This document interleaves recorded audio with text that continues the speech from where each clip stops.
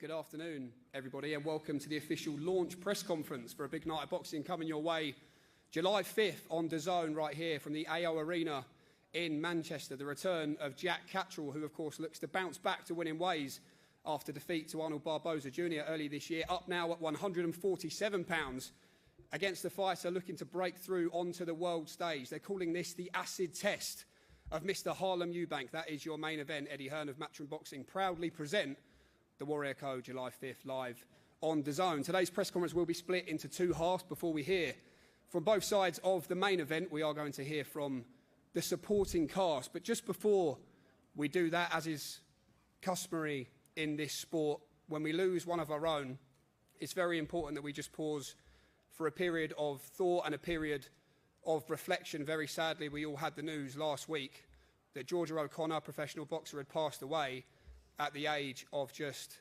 25. As much as she was a fighter in the ring, she was a true fighter, a true warrior outside of the ring. And it was her bravery and her courage which inspired so many around the world who read her story. But it was her character which made her loved by so many as well. And I think I speak on behalf of the whole boxing community of Matchroom and Wasserman who are here today, and DAZN.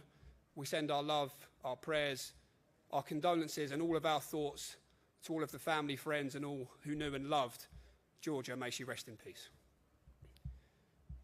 Today then, as I say, we are here to launch a big night of boxing coming your way July 5th from right here in Manchester. And Eddie Hearn is in Japan. A big night for Sugar Nunes tomorrow night live on DAZN as he looks to become world champion. A big night on DAZN as well in Mexico, and a big night in the career of Khalil Ko, who has that rematch against Gallegos. So they brought in the B team today. Frank Smith. Well, no, I was speaking for myself, I think, but you weren't calling me the B team. No, myself. Oh, I think, and you a little bit. Thanks, mate. Cheers. When we think about this supporting cast, Frank, Manchester's such a fantastic fighting city, and there's a lot of fighters on this card looking to become the flag bearer for boxing here in Manchester. There's fighting journeys just beginning as well when you look at young Leo Atang here as well this afternoon. When you look at the talent on display here, what is there to like and what makes this an important night for all of these guys as well?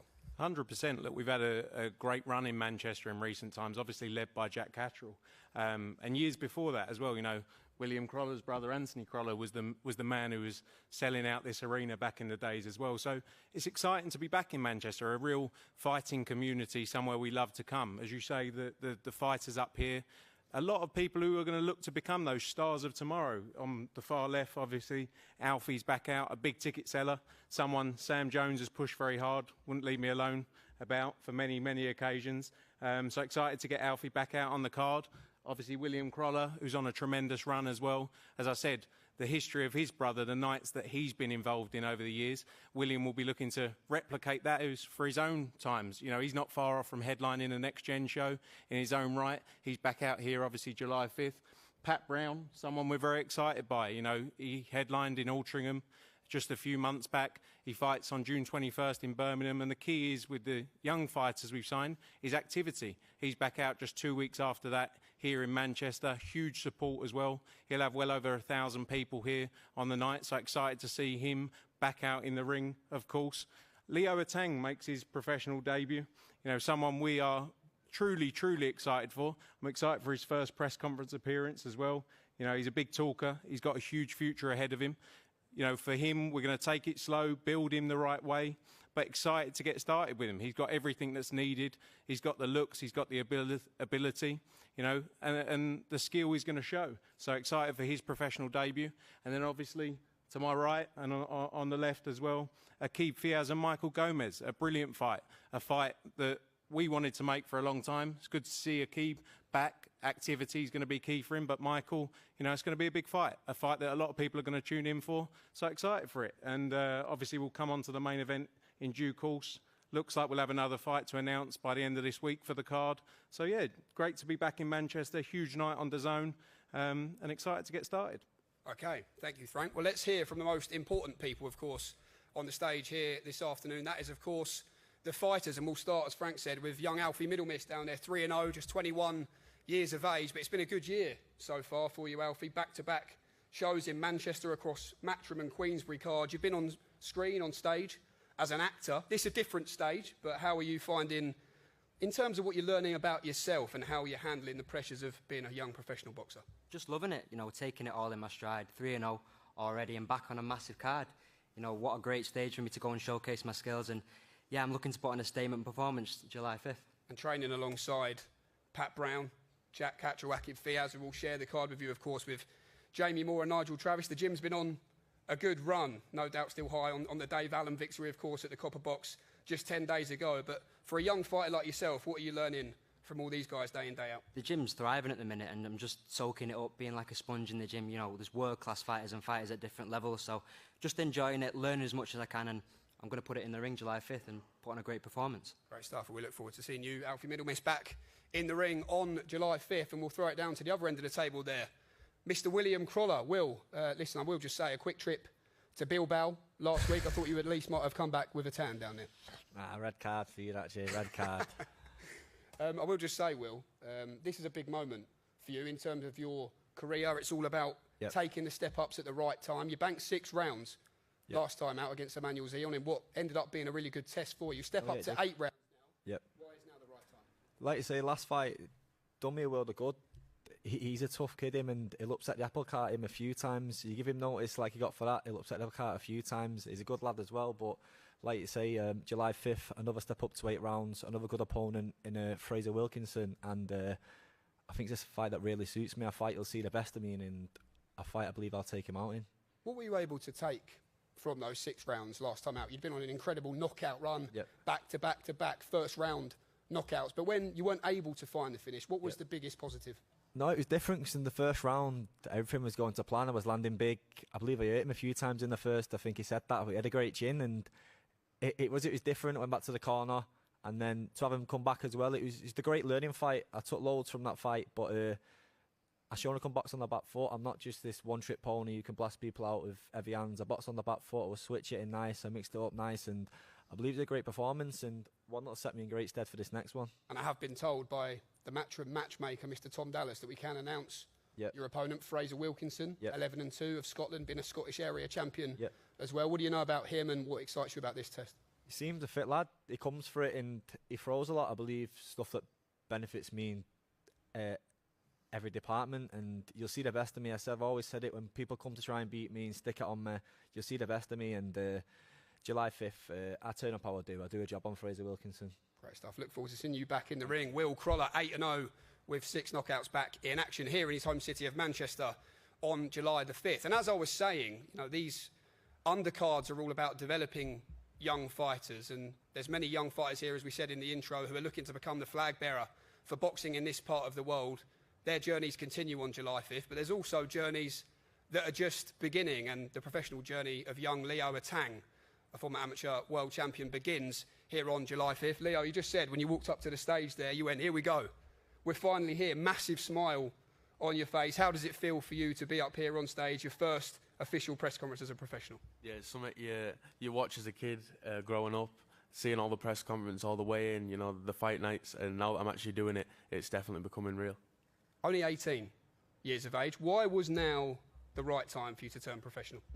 To make up for the loss of inactivity as an amateur. You know, I wasn't going to be fighting for nearly over a year, and I just wanted to be in there, learn on the job, get the experience as I can, and eventually it'll all pay dividends in the future. And in terms of the dream, it's the obvious question when a young fighter first turns professional, but what is the dream for you, Leo, in this mad old game of boxing? I want to be heavyweight world champion one day. And I'm just going to have a quick word here with Frank Smith. Frank, it's all about, you always talk about this, investing in the next gen. Why was Leo Atang a fighter that Matchroom wanted to sign? Look, I think everyone was after Leo Atang. You know, every promoter in British boxing and in world boxing was interested in Leo. He's 18 years old. You know, he needs time to develop, but we believe we can do that. We've done it before, and we can take him all the way. Like I said before, he's got every ability, all the strengths that are needed to get to the top of this sport. And we're excited to be part of that journey. You know, and this is a journey that's going to last for the next 15 years. You know, we've done it time and time again, and this will be another story in the Matchroom journey with a young fighter in Leo Atang that goes all the way. So excited to get started with him, and looking forward to July 5th. Little promise then from you, Leo, for the fans, July 5th. What can we expect to see from you? We were going to get him to promise the next 15 years. Or that. Yeah, I'll do that as well. But yeah, tune in for a good performance and a little knockout to finish. Okay, well, there you go. The professional debut of Leo Atang lands here in Manchester on July 5th. Now, we love domestic grudge matches, and there seems to have been a grudge match that has really came out of nowhere. It's gained a bit of momentum on social media over the last few weeks, and that is, of course, Michael Gomez Jr. against Akib Fiaz. Akib, let me come to you first. You secured the stoppage last time out. You said you learnt a lot in that defeat to Reece Bellotti. When this fight was positioned to you, why was it one that you think made sense? Yeah, obviously, I feel like last time was a good performance out. I've matured so much since the Bellotti fight. I was only 23 at the time. And now was a bad time to be fighting me. I'm excited to get this fight. You know, I cannot wait for July. And I feel like he's made a mistake. You know, this is going to be a big performance. And I can't wait to get in there. I can't wait to show him that he's made a real bad mistake. Well, let's bring in Michael Gomez. Michael, after the defeat to Reece Bellotti, I was looking at your social media and you said you didn't know what quite went wrong, but the performance just wasn't there. And in the social text, you said, if this is the end of the road, that was your words. I just wonder what's changed for you mindset-wise to get back in the gym and secure this fight with Akib Fiaz. It was a weird one, mate, when I just didn't turn up. No reasons why I just didn't turn up. And when there's no reasons to why you don't turn up, there's no answers. So then I said to my team, look, for me to get back in, it's got to be a big fight. And Manchester derby in Manchester, what more can you ask for? Akib, there's been, as I said, a bit of back and forth between you and Michael on social media, a little bit about the weight. That seemed to be, from what we could see, a stumbling block in the fight, getting over the line. What are your thoughts on Michael and the energy that's coming your way? Yeah, well, he wasn't taking the fight regardless a couple of weeks ago, no matter what weight it was. So then I put a little statement out there that I was moving up to 135 anyway. And then he said, oh, I'll take it at 130. So I said, you'll do as you're told. I'm not doing 130. We'll do it in the middle. And here we are. Michael, give you the opportunity to respond to that one. To be honest with you, mate, I didn't even hear half of that bollocks that comes out of his mouth. I don't listen to anything he says. I believe the fight was made for an eliminator. You know, the board released it as an eliminator. Then it didn't. They come back, said they couldn't make the weight. Then it's like, well, I don't even actually know what weight it's that. I just know it's at a different weight. Simple as that. What separates you and Akib Fiaz, in your opinion, and what will be the difference on July 5th? To be honest with you, mate, it's all right sitting there having this back and forth bollocks. I actually think it's a decent fight, to be fair. You know, he just likes to play up, but, you know, it's going to come down to who wants it more. It's a fight where I think we both have to win. I think the loser is pretty much screwed, and it's going to come down to who wants it more. And am I ready to let go of these big nights just yet? Absolutely not, mate, and I think that's what's going to get me over the line. Akib, do you follow that mindset as well? The pressure on to win this fight? How do you see it? Of course, yeah. There's always pressure on to win every fight. I've got to win this fight, and I've got to look good in doing so to you know, get my name back out there with, you know, the likes of Bellotti, Garner, them guys. So a good performance here will put me in good stead for fights like that, yeah. Little prediction, Michael?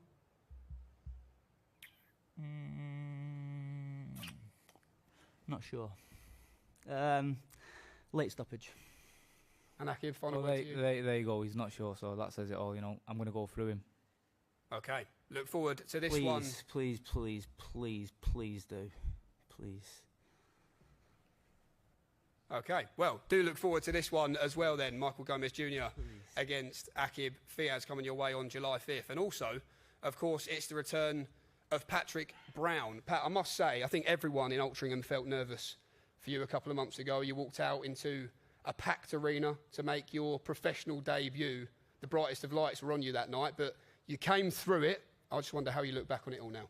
Yeah, it was a night to remember.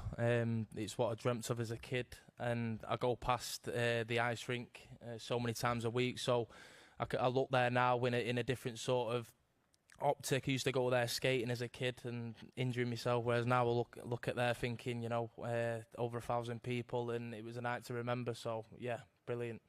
And in terms of having a performance to look back on now, what's been the process for you and Jamie Moore and Nigel Travis in terms of watching it back, and what sort of things do you want to work on in this next one? Well, I said I didn't want no one who's just going to tuck up and go down. And Grandoni, you know, he come to win. He wanted to rock the boat, and that's what we train for. And yeah, the gym's thriving. Obviously, we've got a lot of the fighters in the stable now up here.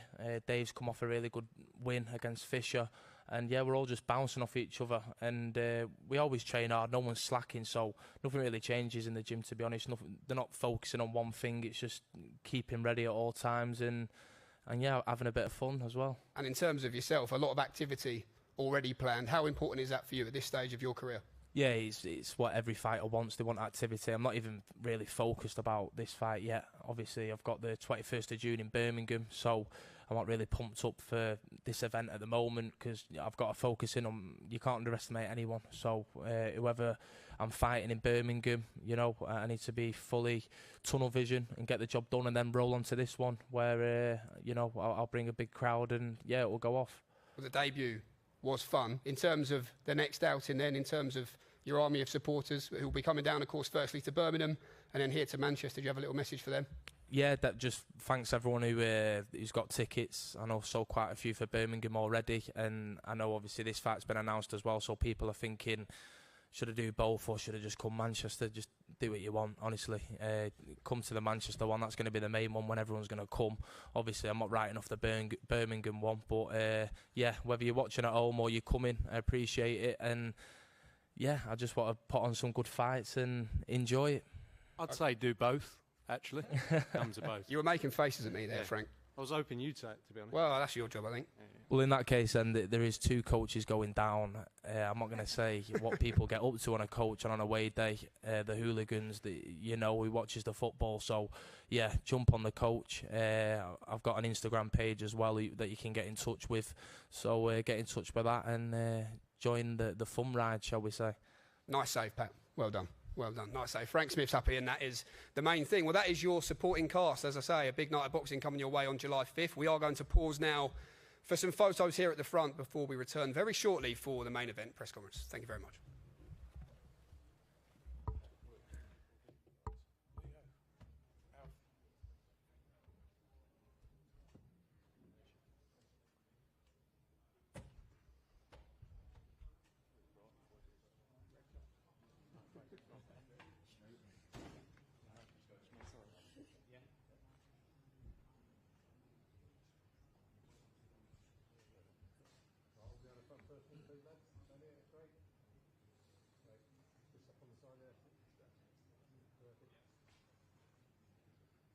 Professional journeys continuing. July 5th here in Manchester. Professional journeys just beginning as well. The professional debut of Leo Atang, the return of Pat Brown, who of course, as he said, is also in action June 21st. In Birmingham, the return of the always exciting William Croller steps up to 8 rounds for the first time as well against Fraser Wilkinson. And young Alfie Middlemiss, 3-0. Looks to move 4-0 as he continues his professional development. There's also this one. They've had a little bit to say to one another. Cards relatively close to the chest here this afternoon. Good time to be a domestic fighter in and around 130 pounds, of course, a big night. Coming up next month, Reece Bellotti and Ryan Garner. British, Commonwealth and European titles all on the line in that one. And the winner of this one, of course, a mutual opponent of both in Reece Bellotti will have their eyes on moving towards fighting for one of those belts. Once again, Akib Fiaz versus Michael Gomez Jr. Also part of a big night of boxing here on July 5th. I am hopefully going to be joined by a special guest. Maybe it'll be Frank Smith. You want me? Yeah, come on, Frank. I mean, listen, we're doing a bit of everything here today, Frank. The B team, yeah. What did you make of that today?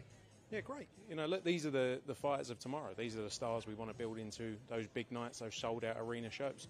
You know, when you look at the host of talent up there, you look at Leo Atang, you look at Pat Brown, you look at William Croller, Alfie, all those guys. You've got a great grudge fight between Akib Fiaz and Michael Gomez. You know, it's a great night. And we've obviously got a big main event to look forward to as well. So excited about the journey that's just starting for some of these guys. You know, second fight for Pat as well. It's a lot to look forward to. British boxing's in a great place, and you can see with the lineup up there. I'm going to talk to you about this in just a moment on the top table, but you represent Jack Catterall, of course, suffered that defeat against Arnold Barboza Jr., who went on to fight for the world title. It seems like he's been so close to securing that shot at World Championship once again, but now moved up to 147 pounds. Where did this fight with Harlem Eubank come from? Yeah, it came out of nowhere really. But as soon as everyone felt like it was the right route, and DAZN loved the fight as well, we made it in just 2 or 3 days. You know, it's a fight that people buy into. You know, people want narrative. The Eubank name's flying right now as well. And, you know, for Jack Catterall and Harlem Eubank, I think it's the perfect fight for both of them, because whoever comes through this fight sets themselves up for a big opportunity in the 147 division after this. And in terms of that, obviously you represent Jack Catterall. In terms of those next steps, has to get through Harlem Eubank first of all, but you'll put that in terms of the next steps, the next moment of his career. Let's speak it into existence then. What do you see happening for Jack at the back end of this year?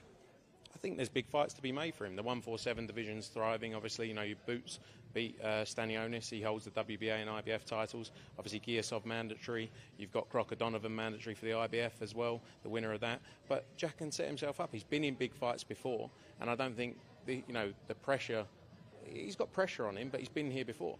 So I'm looking forward to the night. And he talked about more fights still to be added. Is that potentially a co-main event? Where are you at on building the card out? Yeah, well, I was speaking to Eddie earlier. He's got some discussions he's having as well. Hopefully by the end of this week we'll be able to announce that fight. You know, it's going to be a stacked out card as well, with the young talent that are excited about the journey that's just beginning. A big week for Matchroom and a big week on DAZN as well. Of course, a massive night for Sugar Nunes tomorrow night over in Japan. That's where Eddie is, of course, as he looks to become world champion. And Friday in Mexico. Exciting times indeed. 100%. Look, Sugar Nunes has been on the road to win that final eliminator in a tremendous win, and now he goes to challenge for the world title. It's a massive opportunity for him. Excited for him in Japan. I head out to Mexico tonight, a rematch of that brilliant fight between Khalil Go and Gallegos. So excited for that in Guadalajara. A big week for boxing on DAZN, as always, the home of boxing. One thing I do want to ask you about, which I think boxing fans will be intrigued to know, of course, we saw just 10 days ago the drama at the Copper Box. Dave Allen beats Johnny Fisher. Dave Allen then officially announced as a Matchroom fighter. What is the plan for the White Rhino now? Look, Dave Allen is in a tremendous place. I think he's enjoying boxing more than ever. You know, he feels comfortable. And when you look at the big fights to be made, look, there's huge opportunities out there in the heavyweight division. We've seen over the last 16, 18 months. He won his first title, which I didn't realise was his first title, against Johnny Fisher that night.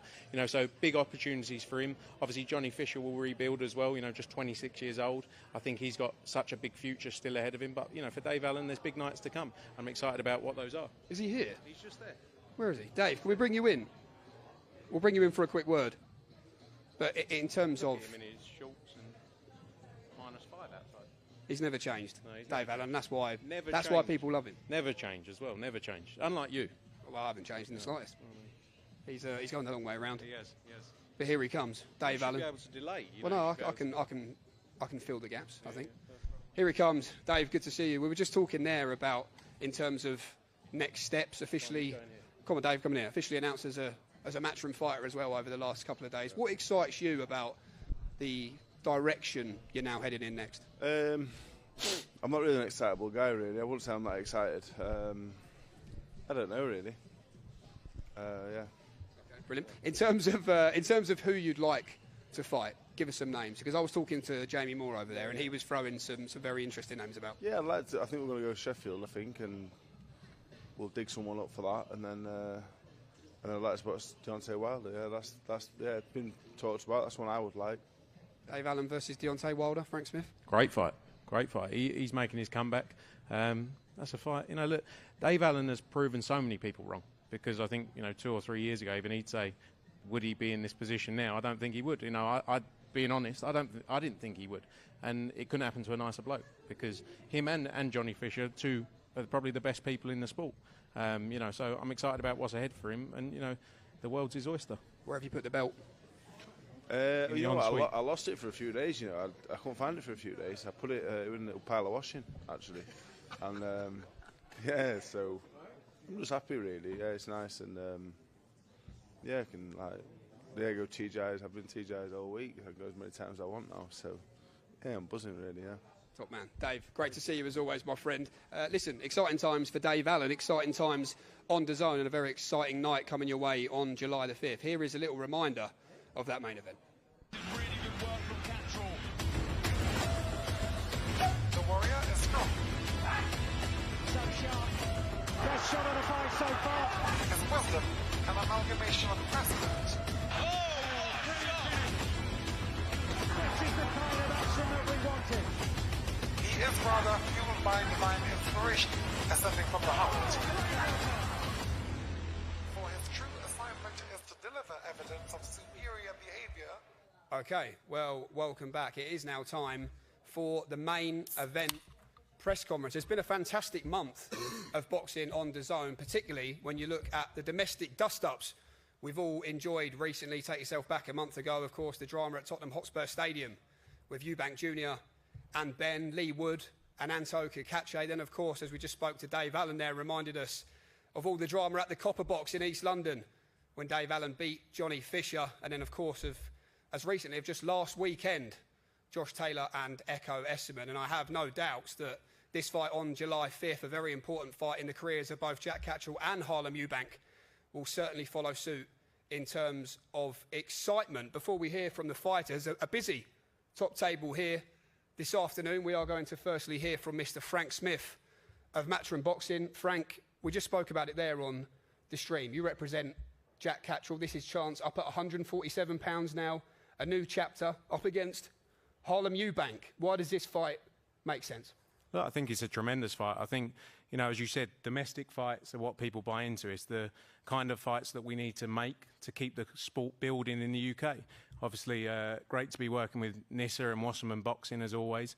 You know, and when we spoke about this fight, you know, there was discussions between everyone about whether this was the right route to go. And within 2 or 3 days, it was made. And, you know, that doesn't happen always in boxing, as we know. There's, you know, prolonged negotiations, but this was a fight both guys wanted. And it's a great fight for both guys. I think it's the perfect fight for both of them. Obviously, Jack coming off the back of the Barboza fight, if he gets the win here, it sets him up for a huge opportunity. Obviously, moving up to 147 as well. And obviously for Harlem as well, coming off the back of a great win against Tyrone McKenna. I'm excited for it. These are the kind of nights we need to make, like I say, to keep building the sport in the UK. And this is, of course, Matchroom versus Wasserman that adds a little bit of spice into the mix as well. And joining us from Wasserman is Nissa Sowland. Nissa, make your case. We'll keep this straightforward because this is what the fans want to hear the answer to. Make your case for your man, Harlem Eubank. Some saying it might be too soon. Is this a step through too many levels at once? What's your argument to that debate? Well, I think, you know, if I look at it, Jack has got it all to lose. Harlem is coming in here. It's his first world-class step up. You know, obviously he's coming off this great victory over Tyrone McKenna, looked $1 million. And where does he go? Do we do another McKenna fight, you know, around that level? Or do we go for the big boys like Jack Catterall?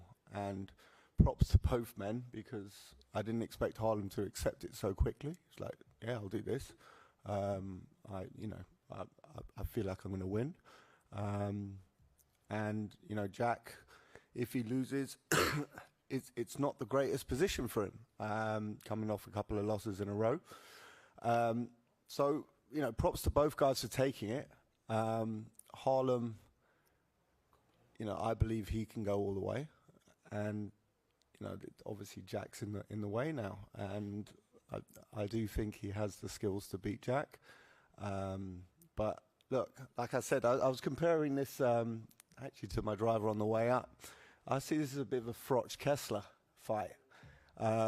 Two gentlemen. They're going to take it very, very serious. Two warriors. No trash talking needed. It's just it all in the fight. And I think the fight will sell itself. I do think Harlem will win.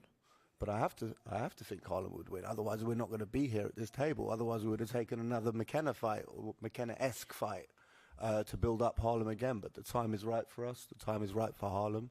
Charlie believes he's ready. So I've got to put my trust in the fighter. Okay, thank you, Nissa. Let's hear from the managers of both fighters here on the table this afternoon. This bit might be quite fun, as it normally is when Mr. Sam Jones is in town. Sam, I could hear a few murmurs from this side of the room when Nissa was speaking there. What are your thoughts on this fight for your man at this stage of his career? He's not lost 2 times in a row, what Nissa said. I think he needs to check box rec again. I said if he loses to Harlem, he'll have lost 2 times in a row. Losses. I think he said a couple of losses. If he didn't, my apologies, Nissa. It's okay. I didn't get a driver here, by the way, everybody. I walked over from the hotel up the road. Humble. Yes. Before we go any further, Frank, whose side are you on? Don't start on me, Sam. Can you please answer the question, Frank? It's very important. I'm on the side of making great fights. You know obviously my dynamic in these fights. Sam, you need to earn that badge that you're wearing. You haven't earned that. Jamie Ward just said it's the B-side. I'm happy to be the B-Tech Sheriff today. Nissa's over there, the Timu, Callis Island. And Deputy Marshal, not Sheriff. Yeah, correct. I'm happy with being the B-Tech Sheriff, but there's no Sheriff arrived on that side of the table to look after you today. So I'm going to step in today. I'm going to step in today and what does that make be the Sheriff at this table. Why have you worn a badge? What has he got on? I just noticed. It's fine. What do you make of this, Harlem? Just quickly. I wasn't finished then. I was just saying. By the way, this is a fantastic fight. I'm just asking him why has he worn a badge? Like, it doesn't make sense. It makes a lot of sense to me because again, there has to be some kind of sheriff, and I'm happy to be the deputy sheriff because again, you're not the deputy sheriff. You haven't earned that position. The deputy sheriff, I have him that position. He's not here today for you. I'm really disappointed. No one's managed to get Senior here. I was really looking forward to meet him, to be honest with you. Senior, but we're gonna have to make do. We're gonna have to make do with what's on your table. He's a national treasure. He's not here to debate promoters or people. I came in peace. I came in peace today. I came in real peace. But again, I feel just a side full of not disbelief. If I'm honest with you, like the colours. I'm just asking, what is the badge about? Because everyone's trying to figure it out. We love the badge. We love the badge. You haven't earned it. I have. Amazon gave it to me. Thank you. Okay. Okay. Sam, let's talk about the fight. Yeah, no, that's what we're here to talk about today. Look, Jack, as Nissa was saying, fell short against Arnold Barboza Jr. last time out, moves up here to 147. Why does he beat Harlem Eubank, in your opinion?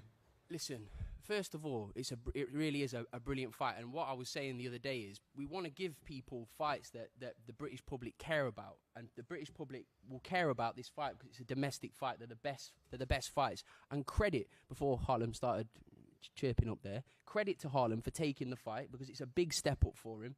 It's a monumental step up for him. I don't believe he's going to be ready for the task. I think it's going to be all too much for him. But I respect him nonetheless. They both, Jack as well, Jack and Harlem both have a responsibility to make this a good fight because we don't want to see someone burgle a win and come and listen. Harlem's just watched his cousin take part in one of the best fights I have ever seen.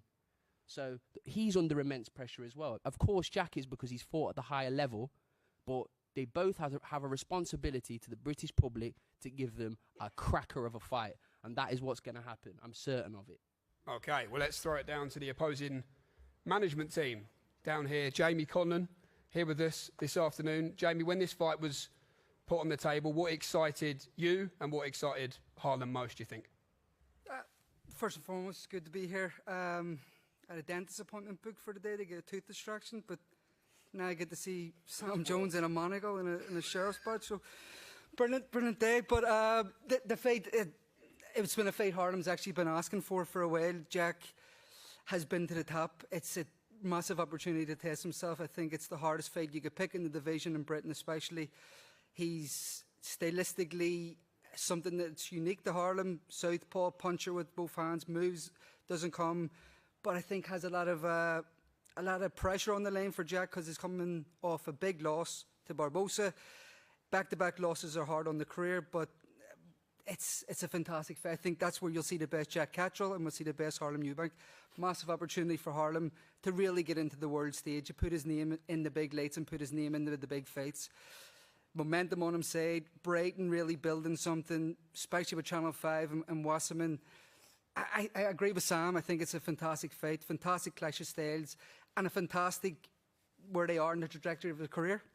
Okay, thank you, Jamie. Let's hear from the training teams and another Jamie down there at the end of the table, Mr. Jamie Moore. Jamie, they say in this game it's how you come back from defeat that defines you. I just wonder, in terms of what you've seen in the gym, behind the scenes, the mindset of this man, Jack Catterall, since that fight with Barboza, what have you seen to believe that he can get back on track and do it on style on July 5th? Well, I've said this loads of times about Jack. His work ethic and his commitment to the sport is like something I've never seen. And as you would expect, after your first loss, he's he had a good rest. He needed a good rest because that was the most active he'd been for years at a very high level, and 2 of those camps was extended, which meant that there was longer than you would want.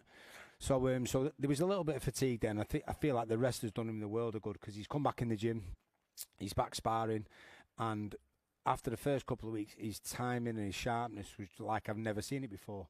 So you can see the rest has done him good, and his attitude has always been bulletproof in terms of you've never been able to sort of dissuade him or put sidetrack him. He's always been that one-track mind type of fighter. It's like I've never seen it now because he's had that little setback and he wants to prove himself. So this is, like as Sam was saying, it's not an easy fight, but at 31 years old, coming into his peak years, he doesn't want to be looking backwards and getting an easier fight. People have questioned whether Harlem is going to be able to take this step up, but at some point in your career, you have to take that step up, and you either sink or swim. And it doesn't matter whether he's world class or not, as far as I'm concerned, because my belief is in Jack Catterall. So if he is a world class fighter, then fair play to him. But in my opinion, Jack Catterall will still beat him because he's too good. Okay, thank you, Jamie. Let's hear from Charlie Beat. Charlie, trainer, of course, of Harlem Eubank. Good to see you, Charlie, once again. It's been a little while. But in terms of this fight, in terms of that word potential, what do you believe this man has in the locker that we're about to see on July 5th? How you doing, everyone? First, if you don't mind, just like to, on all of us, send my thoughts and prayers to all the people of Liverpool with the tragic event happened yesterday. This fight this is a great fight for Harlem. Both of these young men, I think, should be commended for the way that they conduct themselves in and out of the ring. I think it's going to be a fantastic fight. I just believe Harlem's got the speed, the power, the tenacity to beat Jack Catterall. Okay, well, let's hear from both sides of the main event then. Firstly, to Mr. Jack Catterall. Jack, here we go, a new chapter, up at 147 pounds. I guess the obvious question is, why the move up in weight right now? No, first of all, thank you for all coming today. And, yep, 147 pounds, so I find myself in a position now where I can make 140. Obviously, the natural step would be to go to 147, but it's got to be the right fights. The right fights come at 140 in the future, then we'll consider that. But me and Harlem spoke before. I think he was only fighting at 140 2-3 fights ago. And when it got proposed at welterweight, didn't do me a favour. Fight 33 for you here on July 5th, headlining once again in Manchester. What makes this one, though, an important fight in the story of Jack Catterall? You know what? It's a blessing and a privilege to be able to come back to Manchester and headline. So thank you, DAZN and Matchroom Boxing, for that. I find myself in a position where kind of my back's against the wall, coming off of defeat. I've been working on myself since the fight. I took myself to America to do a lot of sparring, come home and knuckled down to training. But it's an opportunity. So when the phone rang and they presented Harlem, it was a yes. It's always been a yes. I've never turned down any fights. But what excites me about this fight is the domestic fights. They're the fights that throughout my career where I've probably performed at my best, and the pressure's on, but I think I thrive under the pressure. And coming off of defeat, it's I've got to go in there, I've got to perform and put it on and prove that I do belong at this level. Okay, well, let's hear from Harlem Eubank. Harlem, good to see you. Welcome. In terms of what's on the line for you in this fight, people talking about this as being the acid test. We're going to find out exactly how good Harlem Eubank is on July 5th. But in your own words, what do you believe this fight represents in your story? Same as I just asked Jack. This is the opportunity that I've been training for since I came into the sport. You know, I come in because I wanted to become world champion. And Jack is a world-class operator. He's proven it time and time again. And now is my opportunity to go in there and, you know, show people I'm ready to win a world title. And Jack is the type of fighter I need to overcome to fulfill my ambitions in the sport. And, you know, we're prepared, we're ready. You know, we know how good Jack is. This fight isn't about how good Jack is. This is about how good I am. And I'm ready to show the world. One word you keep using, Harlem, which I've seen in the build-up, is the word timing. What impact do you think that word timing has on this fight? This is the time the fight was meant to happen. You know, I believe that Jack is in the best form of his life. He's just coming off defeat at the highest level. And as he said, he's taken himself out to America. We're going to see the best version of Jack Catterall in there on July 5th. And that's the man that I'm ready to overcome, you know, and put on a display and win in emphatic fashion, you know. I've heard a lot that, you know, they don't know how good I am. You know, it's still to be determined. Every time I step up, you know, when I stepped up to European level against two-time former European champion Timo Schwarzkopf, I'm the first man to take him out and the only man. And, you know, that's a former opposition of Jack as well. Every time I step up, it brings the best out of me, and this will be no different. Jack, Harlem says emphatic fashion. In your own words, Jack, what do you believe separates Jack Catterall? What makes you different from the 21 men that Harlem has faced so far? Yeah, I think when he touched on a couple of the opponents that we've shared in the past, we're talking about fighters that I beat way over 5, 6, 7, 8 years ago. These are the fights that he's had recently. But that being said, he's a hungry, determined fighter, and he's in a position where I found myself a few years ago, chomping at the bit for an opportunity to break onto that stage and fight for world titles. So, but that kind of gives me the motivation to double down and train extra hard, because he wants to come and have it, and I ain't letting him have it.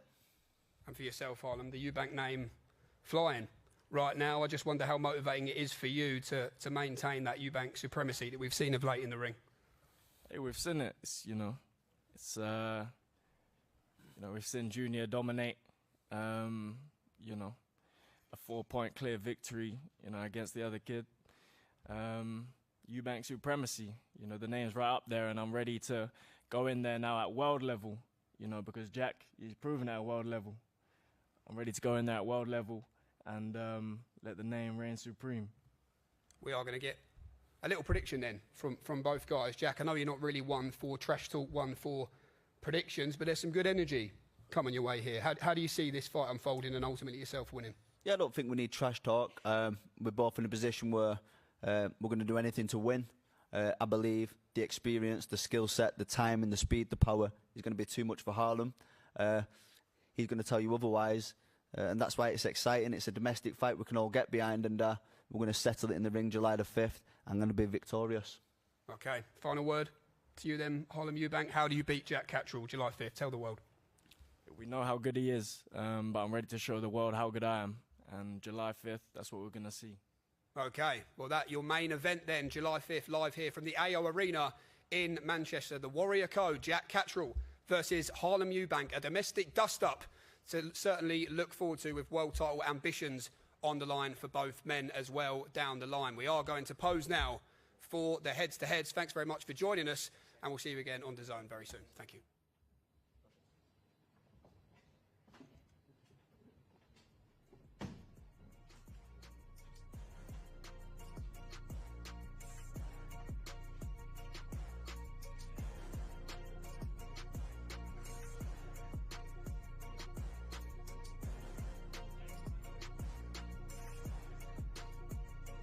Then your main event, July 5th, the Warrior Code. Jack Catterall versus Harlem Eubank. Let's listen in. I'm going to show you what the Warrior Code is all about. Decoded and decoded. You never decoded nothing. You're going to be decoded. You didn't decode Barbosa. You're going to be recoded. We're going to show you what's about. It's a different level.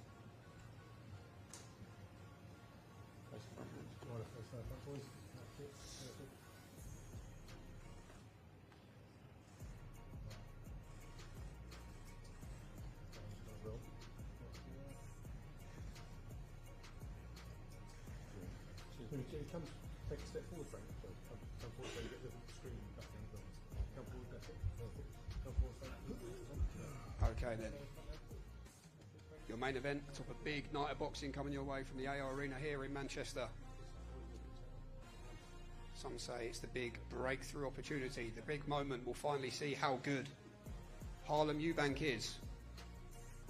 Some say Jack Catterall will show his class on the night. If either man is to go on to fight for world titles at the back end of this year or next year at £147, this one is must win. We'll see you July 5th for Jack Catterall versus Harlem Eubank. Really good work from Catterall.